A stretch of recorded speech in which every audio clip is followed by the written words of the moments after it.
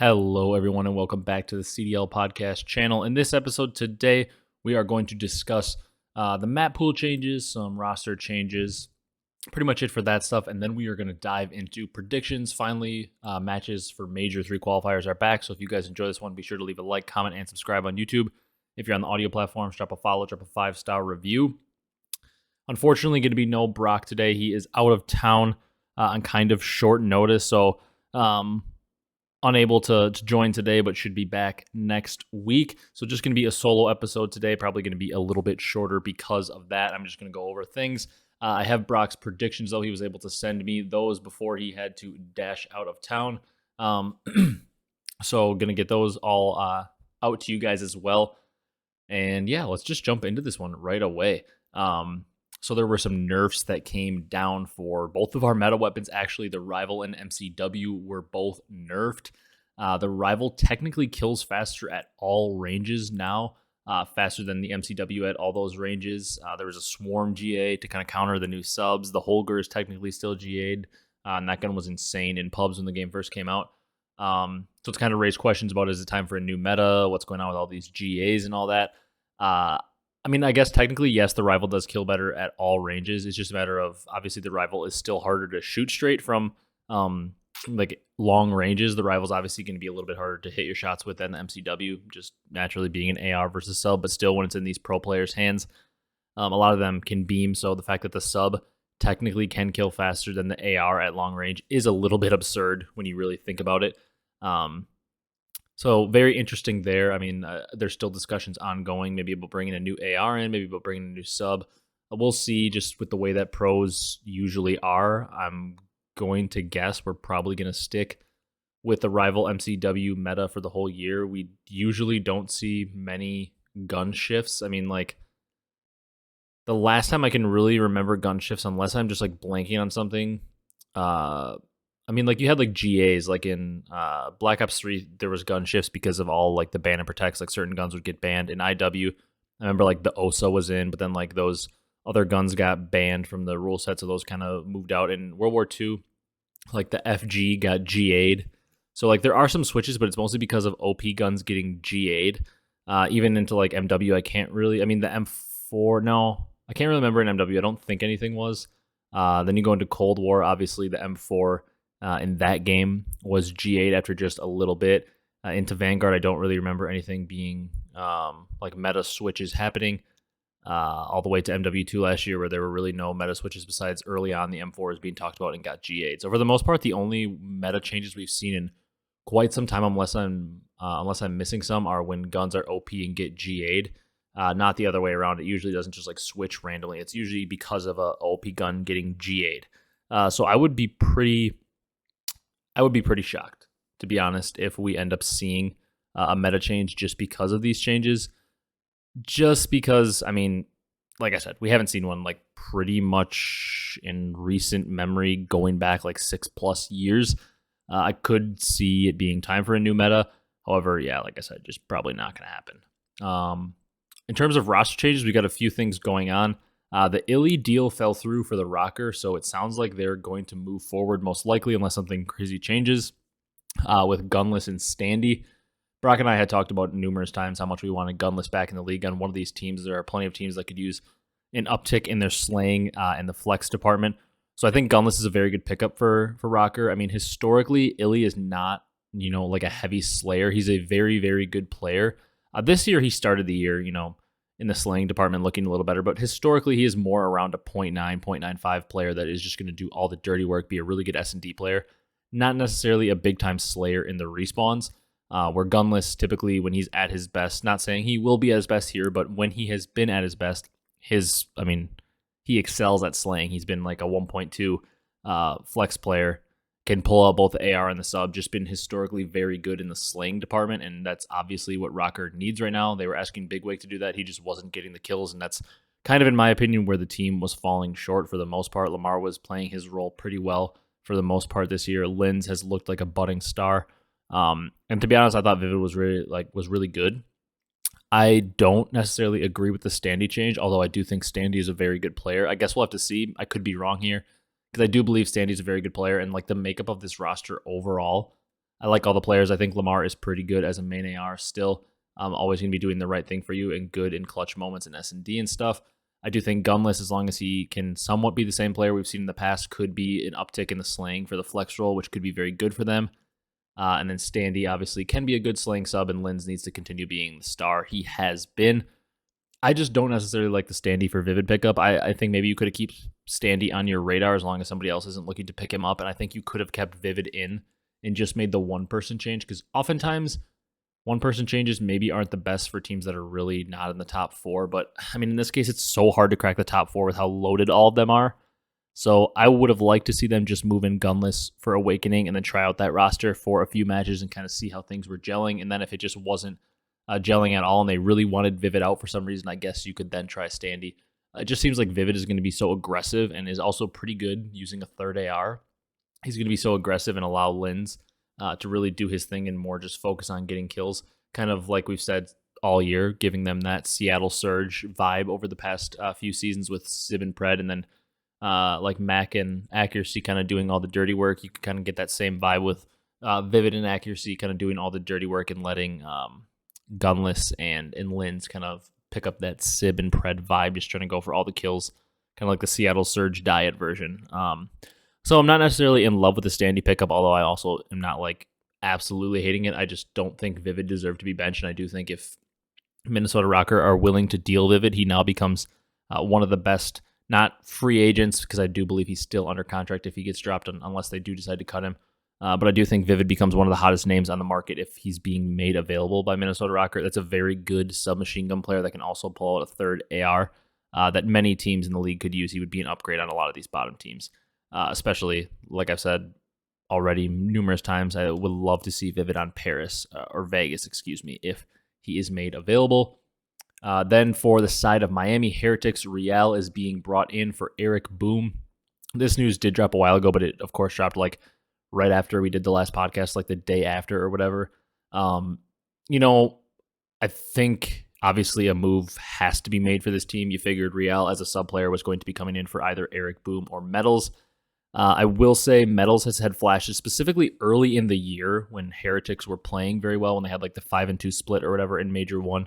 Obviously, it's been all downhill from here, and not saying Metals is some incredible player, but Metals did look pretty good when Heretics, like that little stretch this year when they were playing well. Metals did look like one of their better players, and he plays a tough role. Metals is a very aggressive player, so sometimes the stats may not be the greatest. He's trying to play that super aggressive role, so I can see how his stats could maybe not look as good, but how they maybe believe in him if the team's functioning to be an impactful player. I feel like he's one of those players that is really going to shine when the team's playing well, because he's going to be so aggressive. Things are probably going to be working out for him if they're playing well, but when they're playing poor, and especially the entire team is just playing poor, things are going to look really rough for him, because once again, that super aggressive play style when your team is just getting slammed is probably going to result in you having some pretty damn bad stats. So I do think this was probably the right player to pick, since they were subbing in Real for either Eric Boom or Metals. I probably would have done the same and subbed in Real for Eric Boom, but I don't necessarily think that this is going to make them some world beater team, some great change for them, just because I still think there are just so many issues with this team that, like, the fact that they're now 0-12 map count on LAN, they haven't really been able to win many matches online since that stage 1. They were 2-5 in stage 2 online. And obviously 0-2 on the LAN, still haven't won a map in two majors has been very well documented.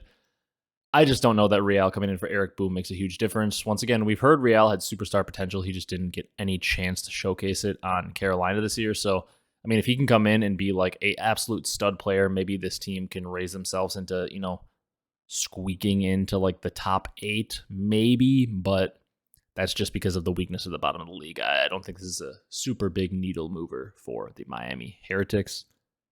Then for the Boston Breach, Beans and Pentagram are officially in. Once again, just weird roster changes, but I mean, again, for the side of Boston Breach, you kind of believe something had to be done. I mean, they're in dead last below teams that the roster, including Slasher, Priesta, Asim, those guys, that roster should not have been in last place any way you want to cut it. Even if you do think they're horrible this year, which they had been up to that point, you understand what I'm saying. That roster with those players should not be in last place. I mean, many people believe that team was going to be the 5th best team this year. Like, a lot of people had them penciled in for that, and they just were not living up to that expectation. So Beans and Pentagram officially in. My concern for this team, once again, is just the organization in game. We know the complaint on Snoopy has been he doesn't really communicate very well. Priesthood can communicate very well, but he isn't usually typically in like an IGL type role. And then Beans, we know historically a lot of people like to make fun of his comms because he is a very hyped player, but maybe not giving you the most amazing comms. Maybe that's changed. And Pentagram, I don't know too much about, but I know he is a pretty aggressive submachine gun player typically. So I'm going to imagine like just leading the troops is probably not his strong suit. Obviously, you lose a guy like Slasher in the AR role who's very good with communication in game, as well as Asim, who in the submachine gun role is pretty good with communication and, you know, just veteran leadership overall between those two. So you lose them for two younger players. I mean, Pentagram has been around a while playing in Challengers, and, you know, Beans has been around a few years and does have some CDL experience. But overall, obviously, Beans and Pentagram, not nearly as much veteran leadership and experience and communication as Slasher and Asim. So I don't think Beans and Pentagram by any means are not skilled players. I know they're both very skilled mechanically, but just don't know how it's going to mesh for the team. Once again, maybe the team vibes were just so bad that they needed some kind of change, and they're going to improve. It's hard to get worse. They were in last place, so they technically, points-wise, can't get any worse. I'm just not like completely sold on this team, you know, picking it up big time, but I guess we'll have to see. A couple other, you know, pieces of news or talking points I wanted to mention before jump into predictions. Dashy talking about Gunsmith on stream and saying how it should only be for Warzone. I've been saying this for a lot. I can't believe it became actually a talking point somewhat on Twitter and in the community, because I mean, I think it's been pretty well documented that anybody really thought that Gunsmith should only be for Warzone. Like that's something, I mean, I thought was obvious since I initially saw the Gunsmith be introduced. Just, I can understand. I'm not a Warzone player. You guys that have been listening to the podcast for any time know. Both Brock and I really just, I don't have anything against if you like Warzone. It's not for me. It's not my thing. Battle Royales in general really were never my thing. I loved Fortnite pretty much like everybody. I mean, in its prime, I thought Fortnite was super fun, but Battle Royales just never really been my thing as much. I understand the intrigue of them, just not my thing. Anyways, I understand why the Gunsmith could be a cool thing for Warzone. I mean, Warzone obviously has a lot of replayability, that's why Battle Royale games are so popular, is because the replayability on them is just absurd. You can replay them pretty much endlessly. It's like a new game every time.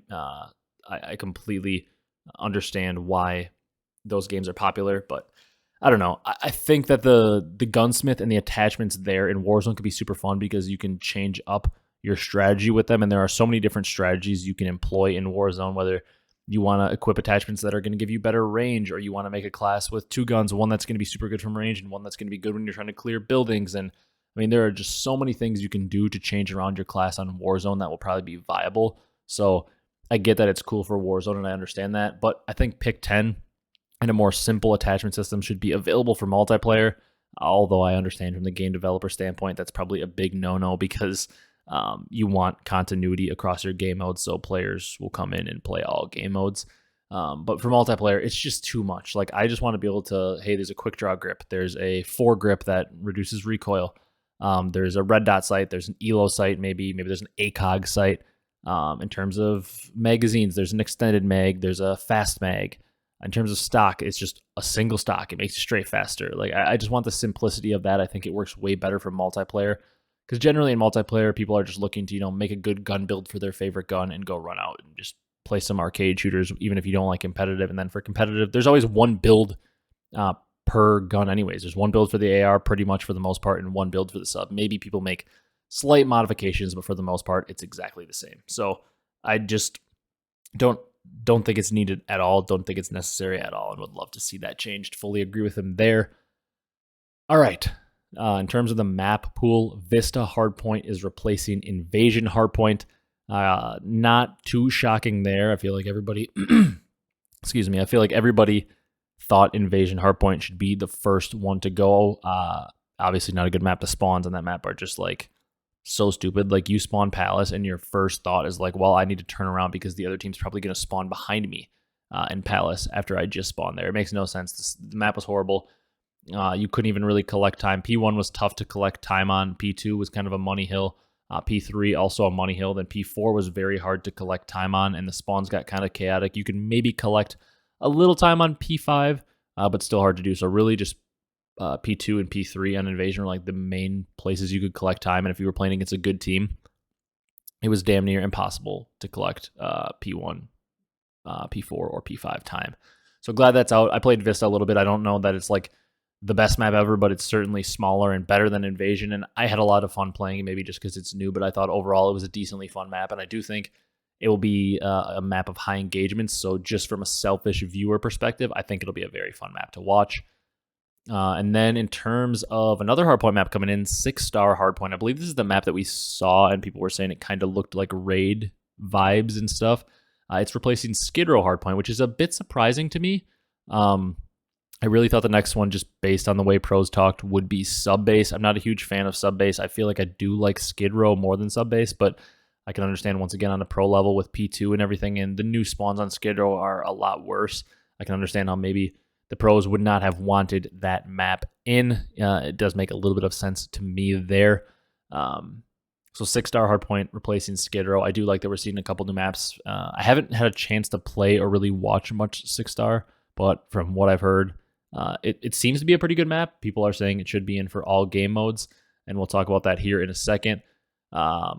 It's being debated for S&D coming in for Terminal. I haven't seen, maybe I missed it, but I was trying to look everywhere on Twitter. I hadn't seen up to this point if it was in or out or if they had decided.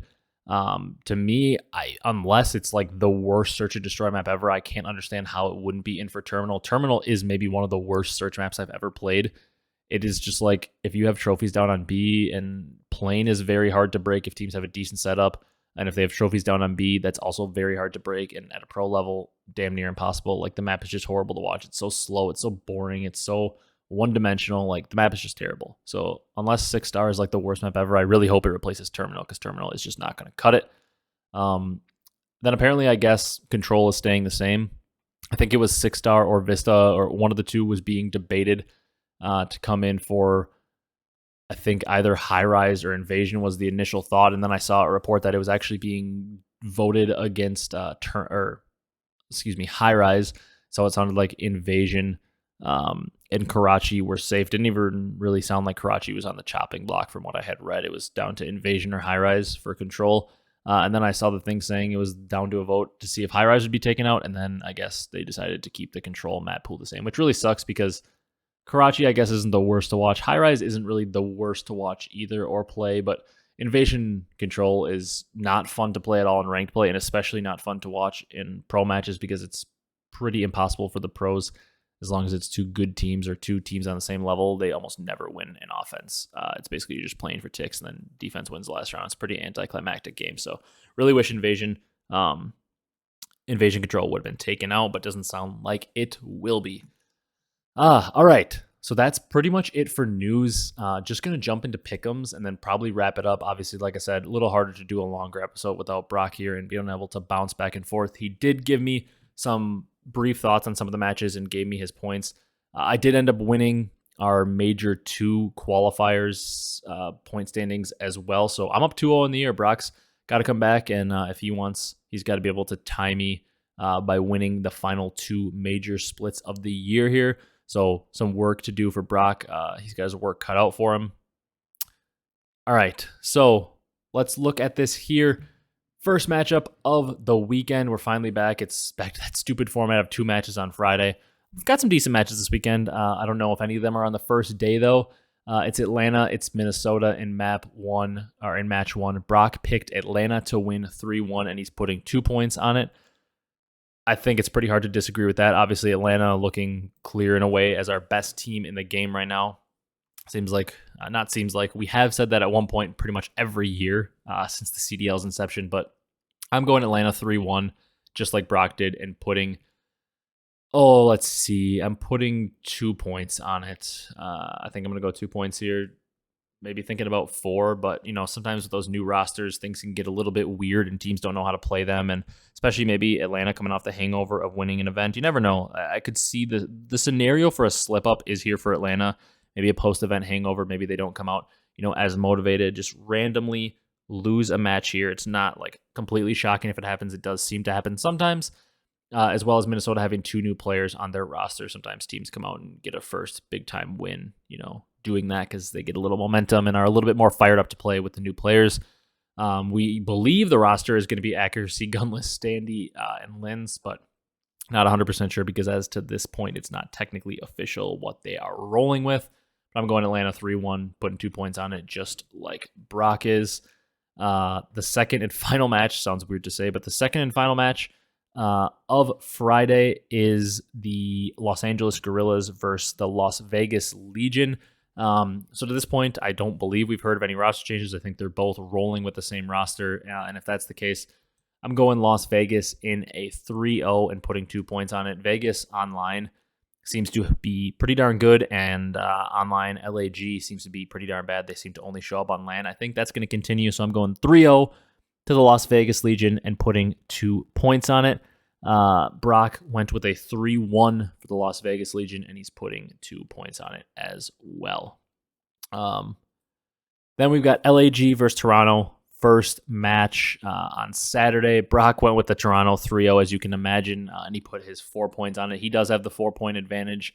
He gets first pick since he did lose the last split. I'm also going Toronto 3-0. Hard to imagine a world where that doesn't happen. I'm putting my maximum 2 points I can put on it. It's just hard to imagine a world where LAG is able to beat Toronto, right? I mean, they looked somewhat competitive against them on LAN for a little bit there on some of the maps, and they did lose, 3-1, only winning the S&D at Major 2. Translate that to LAG looking much worse online, and you got to figure they probably aren't able to win a tight search, and I think Toronto is able to take them out. I see at best LAG maybe taking one map in this one. Brock basically just wrote in his notes for this one that he sent to me to make my picks, just talent diff. I mean, what else can you say? Talent diff is basically what Brock said, and that sums it up pretty well.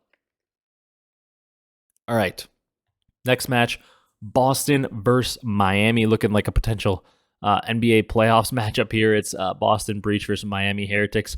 2 new rosters. We got Beans and Pentagram coming in for Boston. Real in for Eric Boom on the side of Miami. I feel like Brock went with a bit of a surprising pick here. Brock did pick Miami 3-2, and he put 1 point on it. I don't have too much faith in either of these teams with their new rosters to be like super improved or super good. I could see a world where they both maybe improve slightly just because, like I said earlier, I don't really know how I feel about the Boston roster changes, but they are in last place, so it's hard to get worse. In Miami, once again, they aren't in last place, but it's hard to get worse than what they've been since Major 1, really. I mean, Major 1 qualifiers, they looked fine. They looked good, actually. And then since then, it's just been really, really, really tough sledding for them, so it's hard to imagine them getting worse. However, I do like Boston 3-2 here. I'm going to put 2 points on it. I'm just going different from Brock, and also, I don't know, I just feel like I trust the players in that team a little more. I feel like at least with players like Priesta and Snoopy has some talent, but we've heard of the issues over there and like Slasher and other people wanting him dropped apparently, but Boston's sticking with him. But anyways, I feel like Beans, some previous CDL experience, Pentagram, like these are players that have been waiting for their chance again, especially Pentagram for quite some time. I just feel like they're going to be able to just take it. But once again, don't feel very confident in it at all because, I mean, these are 2 teams that are in shambles and are making roster changes, so very hard to read this one.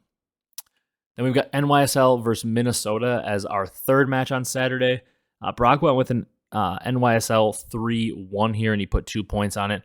I think I'm going to agree with his exact sentiment. I think it's going to be a New York Subliners win, but I do think it's going to be a 3-2 in a game 5. And I think I'm going to put 4 points on this one. Actually, you know what? I'm going to put 2 points on this. I'm going to go back and put 4 points on my Atlanta versus Minnesota because I would obviously have put it on Toronto versus LAG, but all the other matches for the weekend I don't feel like insanely good about, and so I'll just go to my default, put 4 points on Atlanta because they're probably going to win. So I'm only going to put 2 points on this, and NYSL 3-2. Tough start for Minnesota because they're looking, at a new roster, trying to see if things can be different for them this split. They had such a tough schedule, and then they just kick off this weekend with Atlanta and NYSL, 2 of our top 4 teams. Our number 1 team, and then, I mean, wherever you want to place NYSL, they're certainly second, third, or fourth. They're a great team. So Minnesota, they come off a tough schedule last split into just another brutal start of a schedule. So, I mean, if you're Minnesota, you're able to find one. I mean, if they're somehow 2-0, you're feeling insanely good about your roster change considering you're able to take out Atlanta and New York. If you're even able to find one win regardless of who it's against, if you beat New York or you beat Atlanta, you're probably feeling pretty good overall about your roster change, and you'd be very happy with a 1-1 start. Because I mean, when it comes down to map count, we've had a team, at least one team in each stage so far, make a winners bracket at 2 and 5. So if you're able to start 1-1, you might only have to win one more match. Winning 2 guarantees you the winners bracket. So would be a crazy start if Minnesota is able to take one, but I don't have them doing so, and neither does Brock. Moving on to Sunday, ladies and gentlemen, we've got Seattle versus Carolina. Great matchup here. Seattle obviously coming through with the roster change. I don't think, they haven't officially technically announced what they're rolling with. I don't believe either. However, we know Arcitys is out. Carolina, don't think we've heard of any roster changes there either. A little bit weird because we thought maybe we would. I'm going to go with Carolina winning in a 3-2 fashion here. I know Carolina has just been so bad online, but Seattle's just somehow been even worse, it feels like. Maybe the roster change energizes them. I don't know.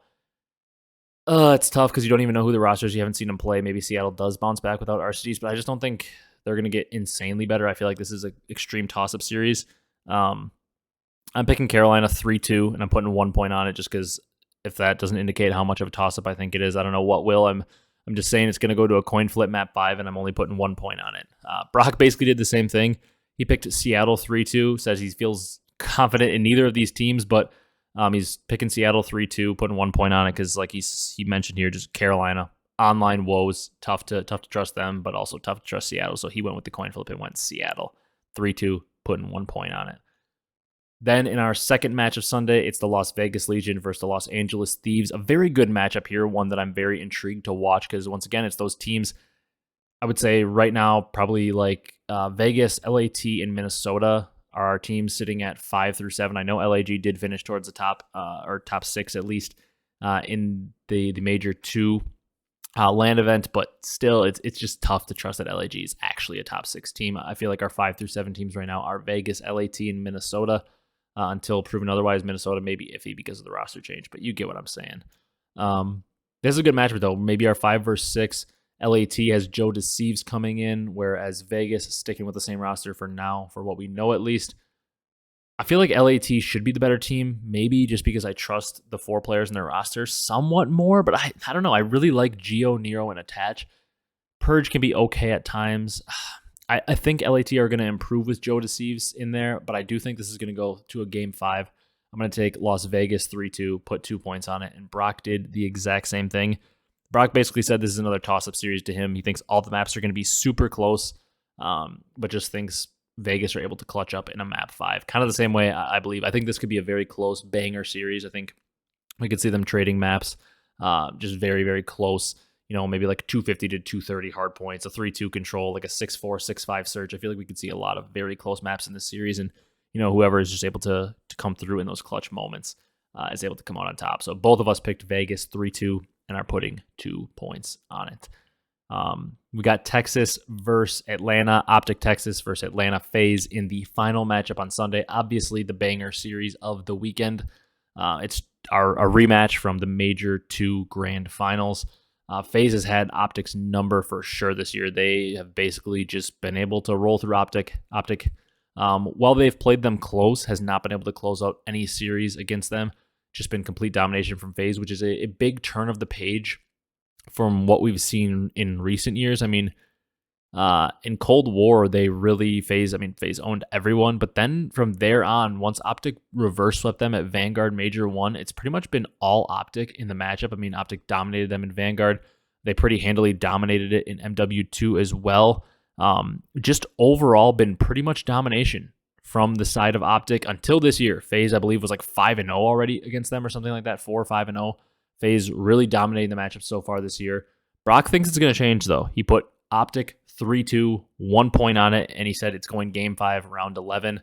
I'm going to go opposite of him. I do think we're going to go to a game 5, but I think Atlanta's going to ice up. I'm putting 2 points on it just because it's hard to ever bet against Atlanta Faze, and it's kind of like the philosophy I adopted with OpTic versus Faze in those previous titles where they couldn't beat them. I was pretty much like, I'm going to pick OpTic to beat Faze until I see otherwise, because OpTic just kept beating them. They were just repeatedly beating them. It just seemed like Faze had a mental block. Couldn't ever beat them, so I just continued to pick OpTic against Faze, and it was very successful for me. I'm kind of in the same boat now. Faze has dominated OpTic so much this year that I'm pretty much refusing for the most part to pick OpTic until I see Faze beat them. Now, I mean, I guess technically could that change? Sure. Like if Faze beats them here, but OpTic wins their next 6 matches and Faze loses 3 of the next 5 or whatever, and Faze is limping into the major and OpTic looks like a super juggernaut, I guess maybe I could pick OpTic over Faze in that situation. But for the most part, as long as Faze keeps looking like they've looked, and no matter how good OpTic looks, it's going to be pretty hard for me to ever pick OpTic to beat Faze in their current forms, considering, Faze, like I said, just has had their number flat out. So I'm picking Faze in a game 5 to win it, putting 2 points on it. I think, once again, this is going to be another series. I think OpTic finally do take a hard point off Faze. I think it's going to be like a Faze win the map 1 in a close, like 250 to 220 or 230. They're going to win map 1. Then I think we're going to go to the search. I do think OpTic's going to take the search. I think Faze is then going to take the control. I think OpTic's going to clutch up to force a game 5 in a close hardpoint, finally take a hardpoint off Faze. And then I think in a game 5, I think we're going to see like a 6-4 Faze to close them out. So a very close series. Once again, these teams are going to stay very close, but OpTic just not able to get over the hump against Faze yet. So yeah, that's it for the predictions. Pretty much all I've got for you today. I mean, we got a lot going on in the sports world. We've got, as I'm recording this, we got the national championship tonight for college basketball. We've got the NBA playoffs coming up. Obviously, you guys know I'm a big Bucks fan right now. Bucks looking rough. They keep losing games. They can't get healthy. The big three can just never play together. It's just wild times. Our big three, Chris, Dame, and Giannis, could just never play healthy together. So, kind of limping into the playoffs. I'm obviously, even though they look horrible, I'm just going to talk myself into the fact that, we have, 3 studs on the team and we're just going to be able to win it all. I'm going to talk myself into it, even though I probably don't even believe it. But yeah, very excited for the NBA playoffs to kick off here. If you're a college basketball fan, I'm sure you're super excited for the national championship tonight. Other than that, I don't have too much for you. Baseball's kicked off. Obviously, you guys know Wisconsin. I'm oddly enough not a Packer fan, but I'm a Brewer and Bucks fan. It's been the best run ever for the Bucks. Obviously, the Bucks have pretty much sucked for my entire life until Giannis, and the Brewers off to a hot start. So, not a terrible time for sports here in Wisconsin. Hope you guys are enjoying watching the sports. Hope you guys enjoy the national championship tonight if you're watching it, and hope you guys enjoy the NBA playoffs coming up here if you're a fan.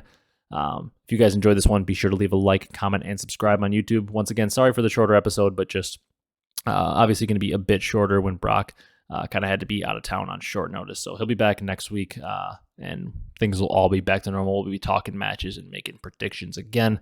So thank you guys so much for watching, and we will see you in the next one.